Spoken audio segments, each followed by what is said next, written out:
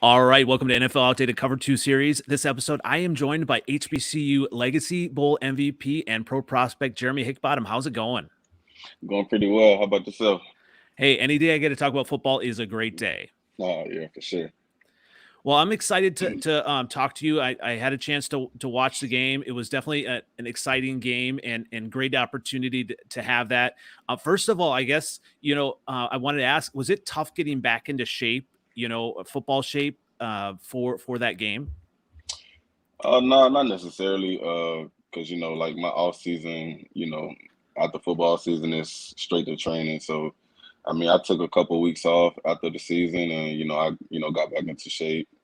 Just getting ready for the game, and just practice with my QB coach and the facility I'm working out at down here. They did a pretty good job of preparing me. So. Yeah, and so let's go ahead and we'll talk about that game experience. I mean, Mhm. this was the first year for it, correct? Right. Yeah. So talk about kind of what you learned kind of in the practices, and then just what allowed you to do so well in the game. Yeah, just basically just getting chemistry with the guys as quickly as you could.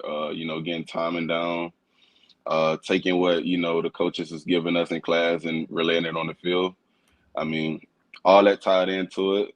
Uh, I mean, the first couple days of practice were a little shaky because everybody learning everything and trying to get adjusted to new people and you know just that sort of thing. But I mean, I feel like it was a great experience and as you see MVP. I mean, I'm blessed and I thank God for that.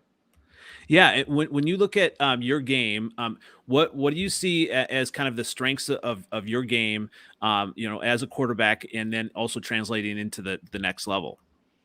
Well, my game, I can play in a dirty pocket.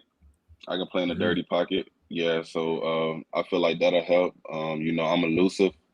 I kind of got a nose for the end zone when when I do break the pocket and try to get extra yards with my feet. I could sit in the pocket. I got a great arm. Uh, sometimes I gotta control it a little bit. Because some balls you need a little touch, and some balls you need to put the fire on it. So, I mean, just overall, I feel like I got an upside and my running abilities and just sitting in a dirty pocket. Yeah, talk about that a little bit, like being inside the huddle. For those of us that have not played the position, especially at the high level that you are, what are Mhm. some of your key reads and just kind of being in the pocket like that? Walk us through that. Well, being in the huddle, I make sure that everybody like locked in, believing in what I say in the huddle, believing in what coach gave us to do. The plays, just believing in the plays, that's huddle wise. But with reads, I mean, it comes from film study. So whatever my coach, kind of prefer what to look for this coverage, that's kind of what I play off of. Sometimes there'll be a linebacker, sometimes it'll be the free safety, and sometimes corners. But it's just really just a lot of film study. They most defenses give away what they doing. Once you figure out what position like linebacker or safety, what are they doing? You'll kind of know what coverage or whatever they in. So I mean, it all comes from film study for sure. Do you feel like it's kind of like a chess match? You're trying to kind of outguess what the defense is going to be doing. Yeah, pretty much. I mean, my this previous past year, I mean, Coach Jackson, he kind of knew like exactly what they was gonna give us. So it wasn't really, I won't say a chess match. It was more like just executing the plays that he had written. Yeah, and so when you look at your game, are there some players that you kind of modeled yourself after and just kind of look up to growing up? Yeah, of course. Like I used to watch a ton of Cam Newton, Mhm. Michael Vick, uh, little Randall Cobb, well, Randall Cunningham. I'm sorry. I mean, there's a lot of people I looked up to. Brett Favre, Tyrod Taylor. I mean, it's a lot of guys. Jameis Winston, he's a technician, so it's a lot of people. I take a little something from everybody. And with that, do you have some NFL mentors or things that you have had a chance to get acquainted with? Maybe even Patrick Mahomes at the HBCU game or Nate Newton or. Yeah, I kind it's kind of tough because like when Pat Mahomes was like where we can interact with him, we was going through like pregame, so I was locked in, so I ain't even, I was locked into the game, and I try, I was looking for him after the game, but I didn't see him, but I wasn't able to connect with him. But just having NFL mentors, I mean, like Hugh Jackson, he been in the league for numerous of years, so he kind of was a mentor. Eddie George, Coach Eddie George. He been in the league around some time. Coach Nord, my old coach, my old QB coach back at Grambling, he's been around the league. So, I mean, just having all that knowledge, whatever they say, I'm soaking it in, I'm taking it in. So, and just embracing it.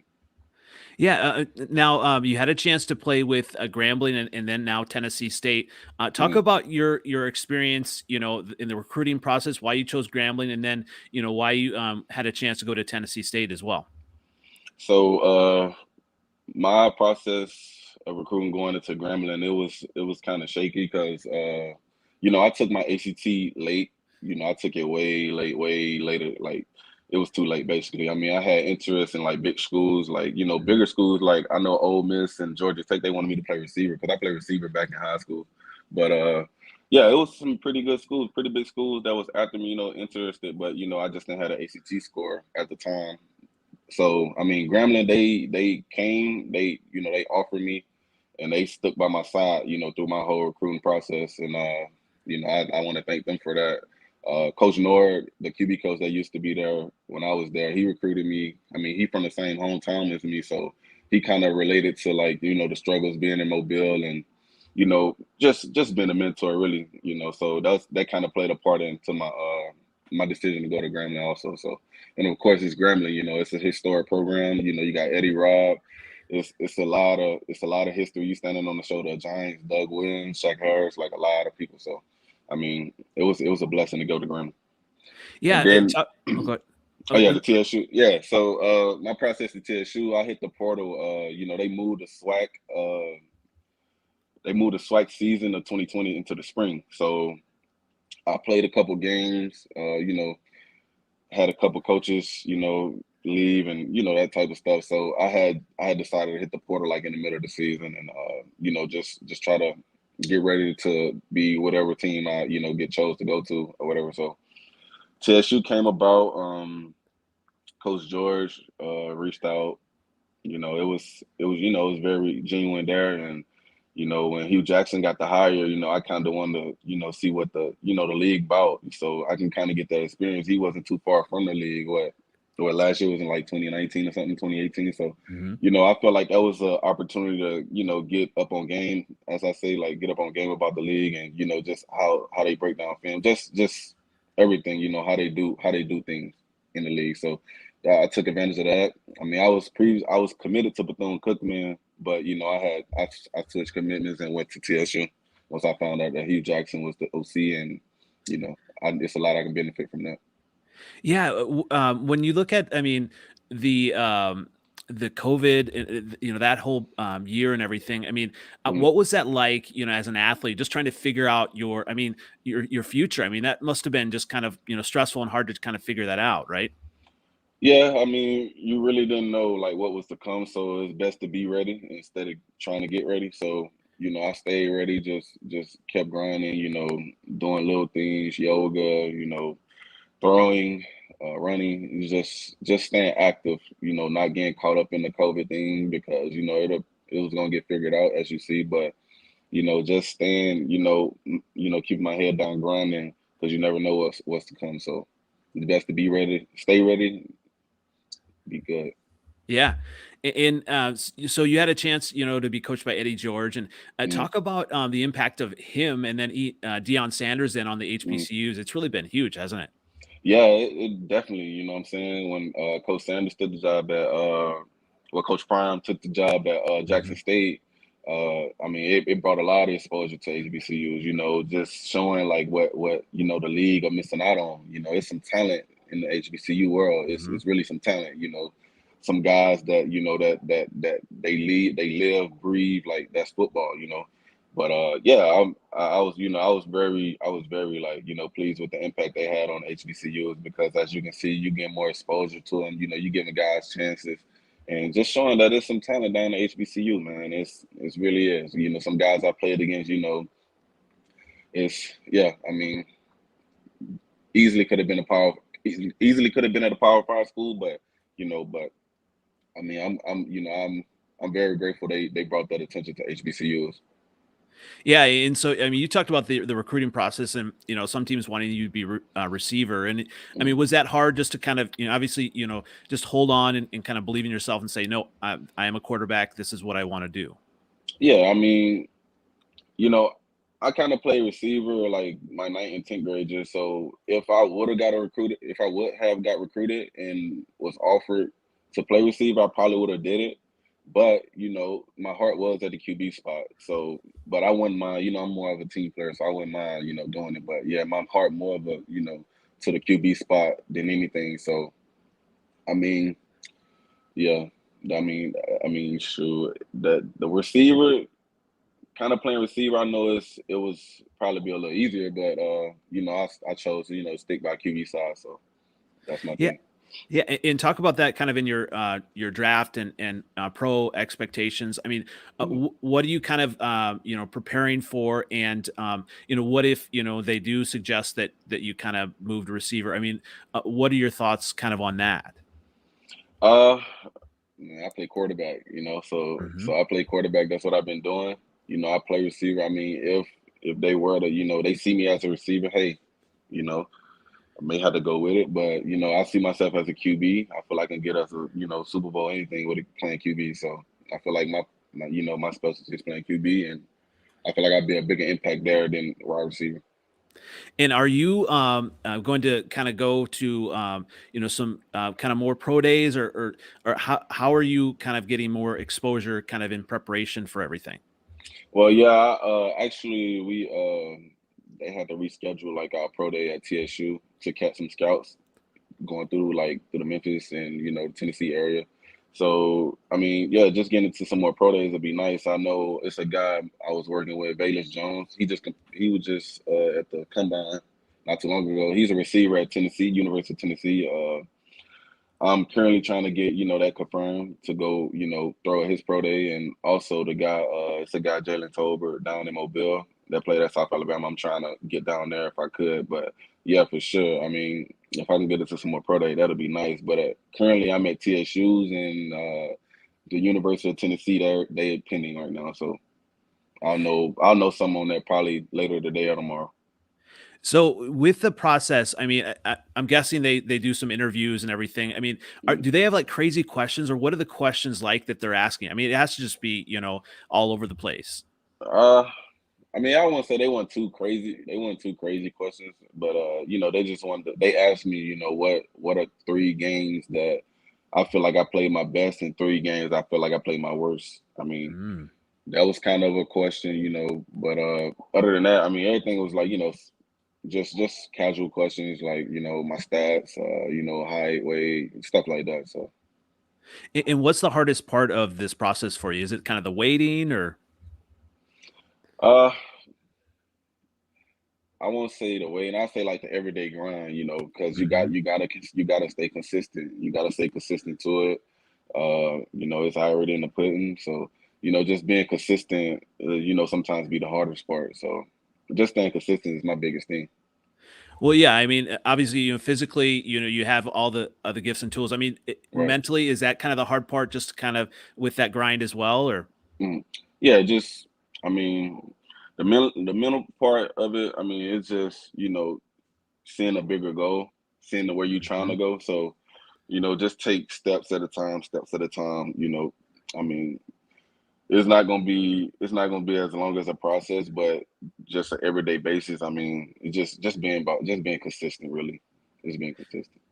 Yeah, and so kind of with that, I mean, what advice would you give to the 18-year-old you, Mm. kind of just through the process, and maybe to kind of help them kind of be to where you're at right now? The ATO me probably just just staying more focused, being more on the ground, like because football is now like year round now. It's not really like a just a season or summer or whatever. It's year round, so every day just I mean, if I was to tell my 18-year-old self, just every day, just grind, get 1% better every day. So that's what I tell myself. Yeah, and when you look at your career in college, what are some of the your memories that you're going to take with you that were just this is these are some of my best games, some of my favorite teammates, things like that. Mhm. Yeah, I got a couple guys, I built bonds with that, that I know that'll carry on throughout football and, throughout everything. And just memories with teams, it's a couple memories, I'm gonna take with me. You know, I try not to harp on all the bad stuff or bad memories, but I kind of keep it back in my head to keep it registered that, keep that chip on my shoulder. So, I mean, but for the most part, yeah, I mean, of course, I'm gonna take some memories with me, and just being like I said earlier, just being consistent. Just being consistent. So. And are there some like teammates or fellow HBCU players that you connected with maybe at the Legacy Bowl that everyone should kind of look out for as well? Yeah, yeah, I connected with a couple people. I know. Oh, I think we lost your sound. You hear me? Yep, I can hear you Okay. now. Yeah. Yep, yep, Hello. yep. I got you. All right. I Hold can, on. Give me 1 second.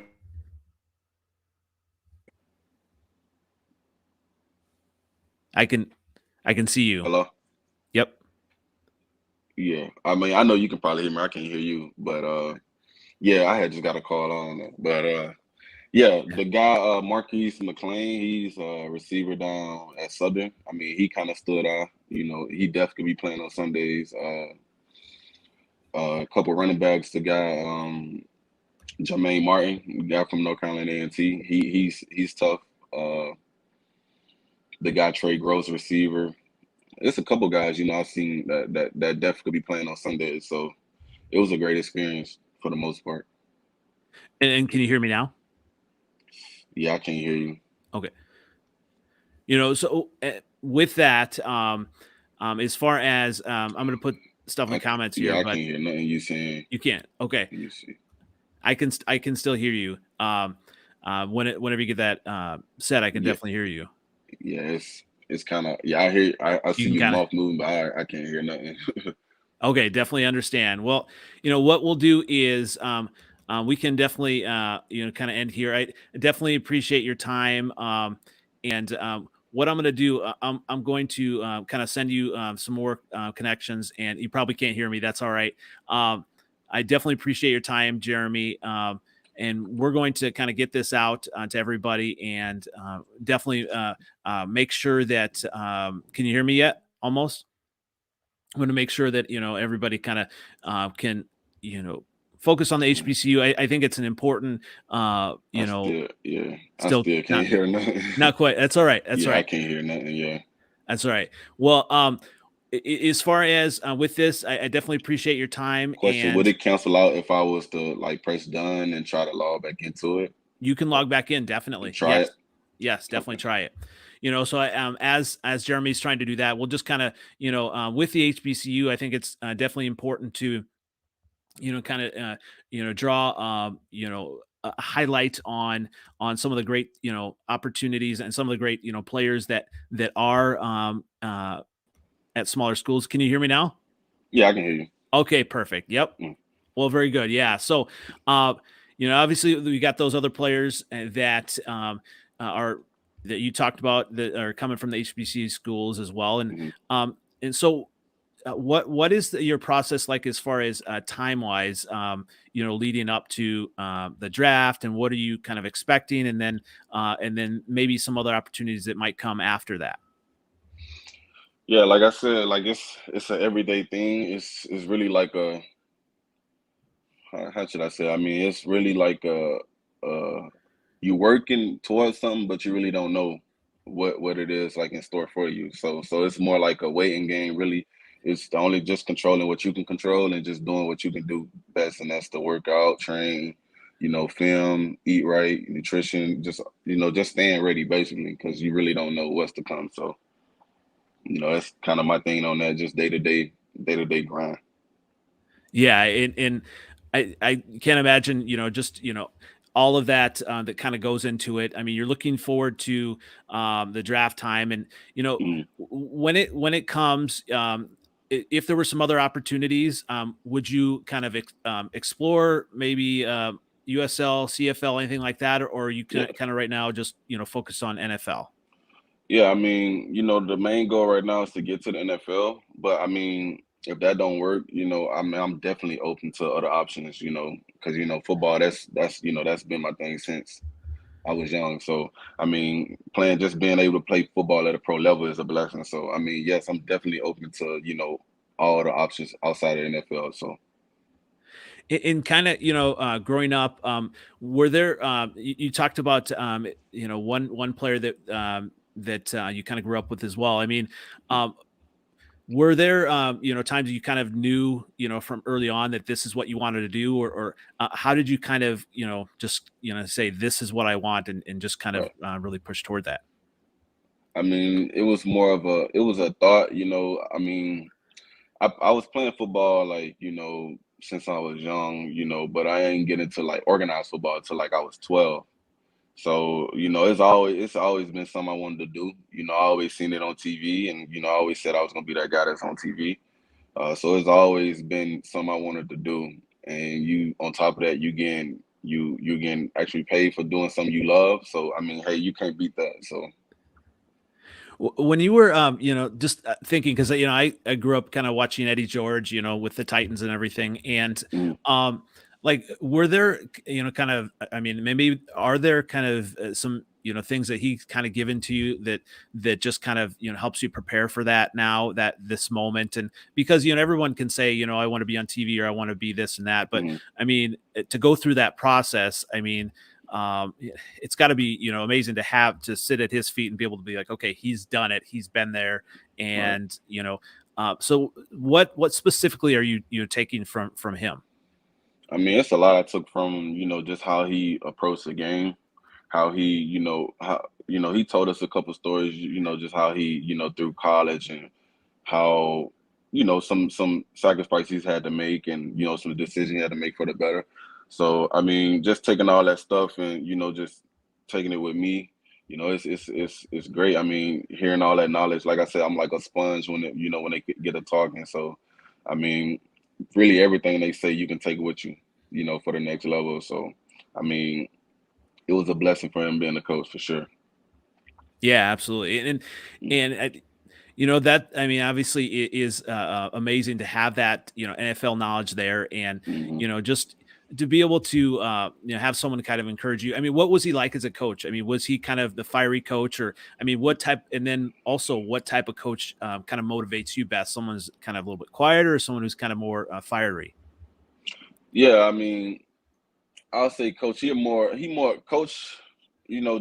For his to be his first year, he was more like kind of trying to just basically fill it out to see how it works. Basically, I mean, he very inspirational. He'll make like after pregame, he'll make you want to run through a wall.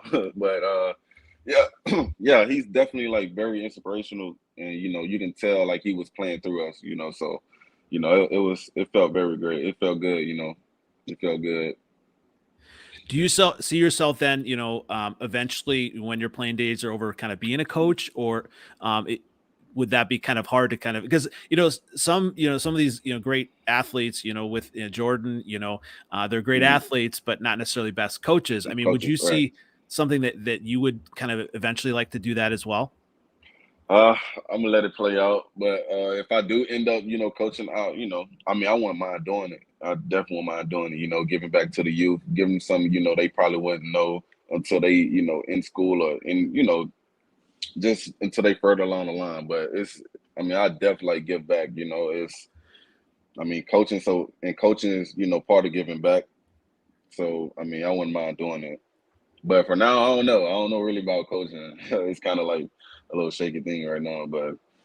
If any, if you do, opportunity present itself, and and I'm right in the right fit, yeah, I'll definitely, coach. And with that, talk about giving back. I mean, do you kind of like see yourself kind of as a role model then to the younger kids, as seeing your success and Right. as well? Yeah, for sure. I go home.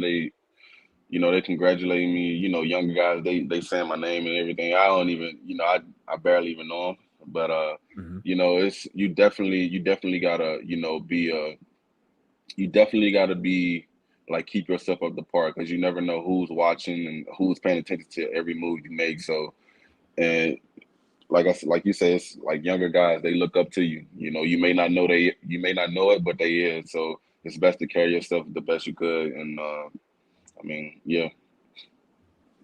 Yeah, I mean, as as someone who is being successful at this, it's got to be cool for the younger kids to kind of see that and Right, just obviously I mean they're probably young kids are saying, "Hey, I want to be Jeremy," right, you know uh, in a few years, and right. that's got to make you feel good as well. Yeah, for sure.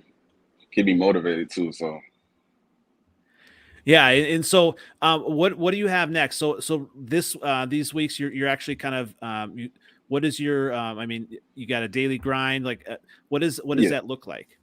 yeah. So I'm working down in Davie, Florida, Hmm. down at Pete Bomarito. He know his stuff. So just working out with him. Working on my 40s, working on starts. Getting in the weight room, staying fit. And including like throwing sessions with I've been working with James Pinckney. He's a QB coach down here in Florida, and he knows his stuff. So, I mean, just working with those guys, and just continue working with the grind, and just getting ready basically for the pro day. So that's really been my only focus. Just getting ready for pro day. Did you get a chance to kind of watch the NFL Combine and looking at like some of those drills and how does that really translate onto the field? Uh, just working, doing reps at it, getting reps at it. Basically, just getting reps. Really, I mean, it's some of the throws they was doing. You make those. You can kind of make them in your sleep, but yeah, I mean, just getting reps at all the throws and just getting timing with receivers. Really, I mean, once you master those two, I mean, you should be good. You should be good. And like with my 40s and everything, I'm working on that daily. With 40s, 3 cone drill, shuttle, all that stuff. So I mean, I'm working on doing parts of everything every day. So just getting prepared for pro day. Yeah, and when you look at some of these other quarterbacks and kind of see what they're doing, you kind of be like like Malik Willis and Mhm. some of these others that are at the combine. I mean, you say I can do that, or Right, right.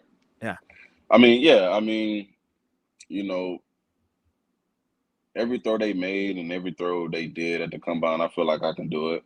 Well, I know I can do it. It's just a matter of getting eyes to see me do it. So I mean, I can make every throw. I mean, I can run well for my size, and it's like I said, it's just a matter of eyes like seeing me. So yeah, and so it's always interesting kind of watching those, and you get a chance to see how far some of these players and can throw it and everything, and mhm, it's always interesting to kind of think okay, well, how much do scouts look at all that as opposed to game tape? I mean, um, right. how does that work as well? I mean, is your kind of agent like sending out like game film to different places, different teams, or how does that work?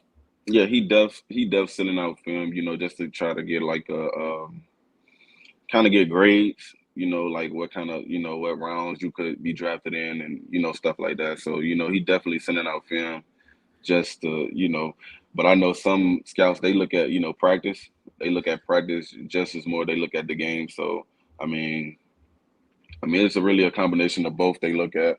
It's just, whether they like you or not. So, Do they like give specific feedback as maybe you need to work on your feet here or this or that, or like I don't know, quarterback like arm angle? I mean, what? mhm.